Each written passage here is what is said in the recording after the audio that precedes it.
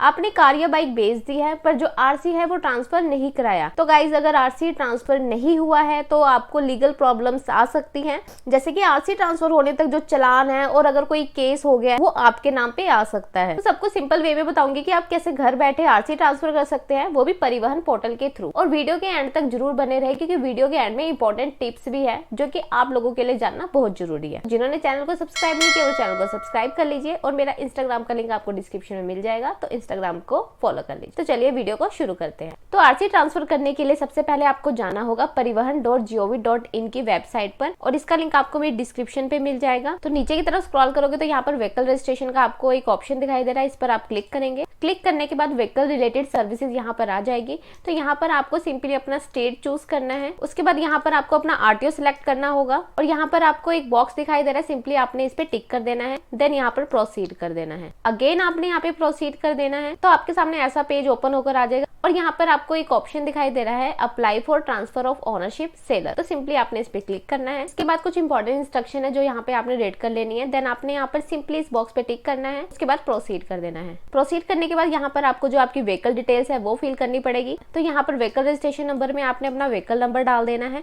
उसके बाद chassis number के जो लास्ट 5 डिजिट है वो आपने यहाँ पे डाल देने हैं। देन उसके बाद आपने वेरीफाई डिटेल्स कर देना है। तो यहाँ पर आपको ओटीपी के लिए 2 ऑप्शन दिखाई देंगे, using mobile OTP and using Aadhaar. तो जो भी आपको सूटेबल लगता है आप उस पर क्लिक कर सकते हैं। तो मैं यहाँ पर यूजिंग मोबाइल ओटीपी पे क्लिक करूंगी। तो जो भी आपकी आरसी में रजिस्टर्ड मोबाइल नंबर है उसके लास्ट के 5 डिजिट आपको यहाँ पर दिख जाएंगे। तो सिंपली आपने यहाँ पर जनरेट ओटीपी कर देना है। तो जो ओटीपी है आपके रजिस्टर्ड मोबाइल नंबर पर आया होगा वो ओटीपी आपने यहाँ पे डाल देना है। ओटीपी डालने के बाद सिंपली यहाँ पे सबमिट कर देना है। तो उसके बाद जो आपका एप्लीकेशन फॉर्म है वो आपके सामने आ जाएगा। यहाँ पर आपने ट्रांसफर ऑफ ओनरशिप पे टिक कर देना है। तो अगर आपने गाड़ी फाइनेंस पे लिया ना तो टर्मिनेशन ऑफ हाइपोथिकेशन पे ऑलरेडी टिक होकर आ जाएगा। उसके बाद आपको 2 टैब यहाँ पे दिखाई देंगे, transfer of ownership details and hypothecation termination details. तो हमने फर्स्ट वाले पे ही क्लिक करना है। तो यहाँ फर्स्ट आपको पर्पस दिखाई देगा कि आप किस पर्पस के लिए जो आरसी है वो ट्रांसफर कर रहे हैं। तो हमने जो गाड़ी है वो सेल करनी है, यहाँ पर ऑटोमेटिक सेल का ऑप्शन आ जाएगा। उसके बाद यहाँ पर आपने अमाउंट डालनी है कि कितने अमाउंट में जो आपने अपनी व्हीकल है वो सेल की है। देन यहाँ पर आपने ओनर का नेम डाल देना है, मतलब कि किसको आपने जो गाड़ी है वो सेल करी है उसका नाम आपने यहाँ पे डाल देना है। Then father and husband name उनका यहाँ पे डाल देना है। उसके बाद आपने यहाँ पे सेल डेट डालनी है कि कौन सी डेट को आपने जो गाड़ी है वो सेल करी है। देन यहाँ पर आपने ओनर का मोबाइल नंबर डाल देना है, मतलब कि जिसको भी आपने गाड़ी सेल करी है उसका मोबाइल नंबर यहाँ पे आपने डाल देना है। तो सारी डिटेल डालने के बाद यहाँ पर आ रहा है please confirm that buyers details are correct, मतलब कि जो भी आपने डिटेल्स डाली है बायर की वो करेक्ट है। तो यहाँ पर आपने टिक कर देना है और उसके बाद यहाँ पर आपने सेव कर देना है। उसके बाद आपके पास ऑप्शन आ जाएगा हाइपोथिकेशन टर्मिनेशन डिटेल्स का। तो यहाँ पर आपने टर्मिनेट पे क्लिक करना है। जिस भी डेट में आपने अपना जो लोन है गाड़ी का वो क्लियर किया था वो डेट आपने यहाँ पे डाल देनी है। उसके बाद यहाँ पर आएगा do you want to terminate, then आपने यहाँ पे यस कर देना है। यहाँ पर आपकी जो हाइपोथिकेशन टर्मिनेशन डिटेल है वो आपके सामने आ जाएगी। और देखो अगर आपने गाड़ी फाइनेंस पे नहीं ली है और आपने ऑलरेडी जो लोन है वो भर दिया है तो ये वाला जो ऑप्शन है आपको यहाँ पर नहीं दिखाई देगा, ठीक है। तो सारी डिटेल डालने के बाद आपने सिंपली यहाँ पे सेव कर देना है। तो आपके सामने जो एप्लीकेशन नंबर है वो जनरेट हो जाएगा, तो इसको आपने नोट डाउन करके रख लेना है। देन उसके बाद आपने यहाँ पे ओके कर देना है। तो ये जो हमने किया था वो ट्रांसफर ऑफ ओनरशिप सेलर के द्वारा किया था। तो यहाँ पर हमारा जो फर्स्ट पार्ट है मतलब कि सेलर का वो कंप्लीट हो चुका है। तो अब हमें सेकंड पार्ट जो है वो कंप्लीट करना है बायर का, जिसमें कि बायर का एड्रेस डलेगा।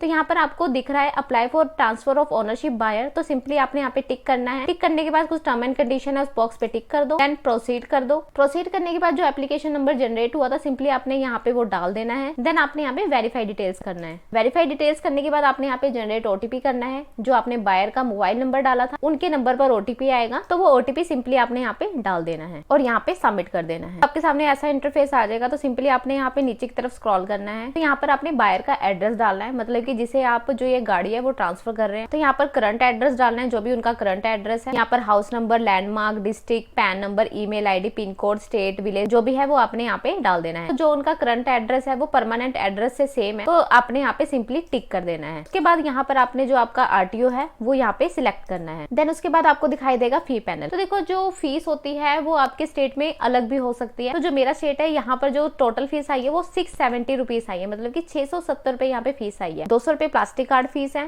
पोस्टल फी है 20 rupees and transfer of ownership ownership के जो ये पैसे चार्ज कर रहे हैं वो कर रहे हैं 450, तो टोटल मिलाकर ये जो अमाउंट होगी वो होगी 670। उसके बाद आपने यहाँ पर पे नाउ पे क्लिक कर देना है। पे नाउ पे क्लिक करने के बाद कुछ इंस्ट्रक्शन आएंगी, तो इस वाले बॉक्स पे आपने सिंपली टिक करना है। टिक करने के बाद आपने यहाँ पे कंफर्म डिटेल्स कर देना है। तो उसके बाद आपने पेमेंट गेटवे सिलेक्ट करना है, तो यहाँ पर आपने NTRP पे क्लिक कर देना है। आपने टर्म एंड कंडीशन को एक्सेप्ट करना है, उसके बाद कंटिन्यू कर देना है। तो आप देखोगे आपके सामने ऐसा पेज आ रहा है, तो आपने नीचे की तरफ स्क्रॉल करना है। उसके बाद आपने सिंपली यहाँ पे कंफर्म कर देना है। तो यहाँ पर आप देखोगे कि आपके सामने पेमेंट गेटवे आ गया है। यहाँ पर आप जिस भी बैंक के थ्रू करना चाहते हैं आपने सिंपली उस पर टिक कर देना है। तो जैसे मैं HDFC बैंक के थ्रू करना चाहती हूँ तो HDFC बैंक पे टिक कर रही हूँ, और नीचे की तरफ स्क्रॉल करोगे तो आपके सामने बहुत सारे ऑप्शन आ जाएंगे, net banking, debit card, credit card, UPI। तो मैं UPI के थ्रू करूंगी तो UPI पे टिक कर दूंगी। उसके बाद आपको यहाँ पर कैप्चा दिखाई दे रहा है, वो सिंपली कैप्चा यहाँ पे एंटर कर दो। टर्म एंड कंडीशन है उसको एग्री कर लो, देन यहाँ पर पे कर दो। पेमेंट कंप्लीट होने के बाद ना कुछ इस तरह से जो पेज है आपके सामने ओपन होकर ऑटोमेटिक आ जाएगा। तो उसके बाद यहाँ पर आपको फॉर्म मिल जाएंगे, फॉर्म 29, फॉर्म 30 एंड फॉर्म 35। तो ये सारे फॉर्म फिल करने के बाद ये आपने यहाँ पर अपलोड डॉक्यूमेंट में अपलोड कर देने, ठीक है।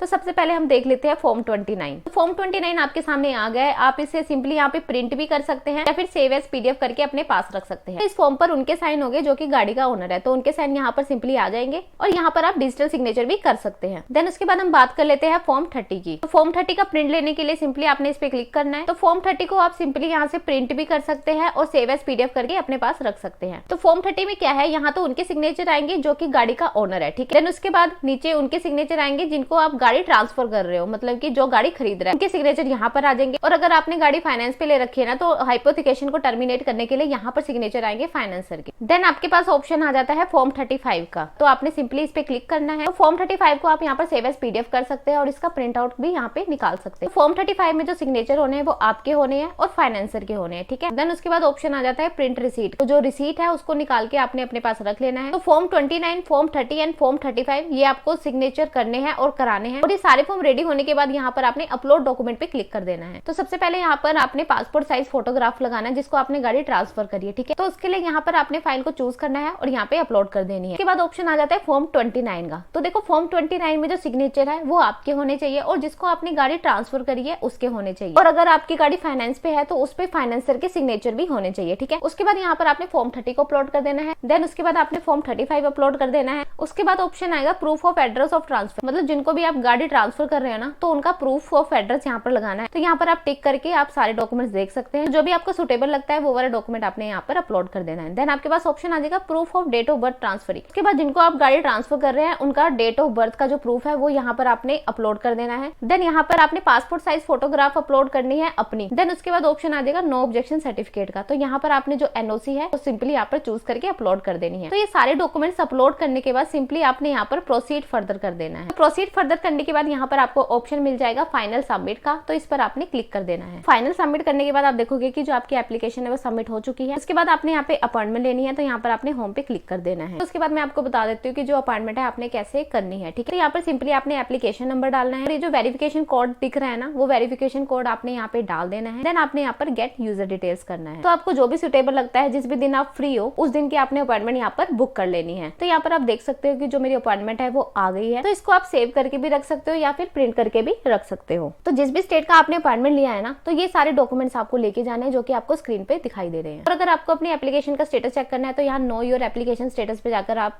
जो स्टेटस है वो चेक कर सकते हैं, ठीक है। और अगर आपने जो अपने अपलोडेड डॉक्यूमेंट्स है वो व्यू करने हैं तो यहाँ से आप कर सकते हैं। अगर आपने ऐड करने हैं, कोई आपसे डॉक्यूमेंट रह गया है, तो यहाँ से आप अपलोड पेंडिंग डॉक्यूमेंट्स में जाकर जो अपने पेंडिंग डॉक्यूमेंट्स है वो अपलोड कर सकते हैं। यहाँ पर आप मॉडिफाई कर सकते हैं। तो गाइज ऐसे आप घर बैठे RC ट्रांसफर कर सकते हैं। और अगर कोई डॉक्यूमेंट इनकम्प्लीट होगा तो RTO आपको यहाँ पर अलर्ट करेगा, ठीक है। और इस प्रोसेस में कम से कम 15 से 30 दिन लग सकते हैं। तो गाइज वीडियो हेल्पफुल लगा हो तो वीडियो को लाइक करें और सब्सक्राइब जरूर करें। और कोई भी प्रॉब्लम हो तो आप कमेंट में आप मुझे बता सकते हैं। तो मिलते हैं नेक्स्ट वीडियो में। आज के लिए इतना ही। Thank you guys, thank you so much.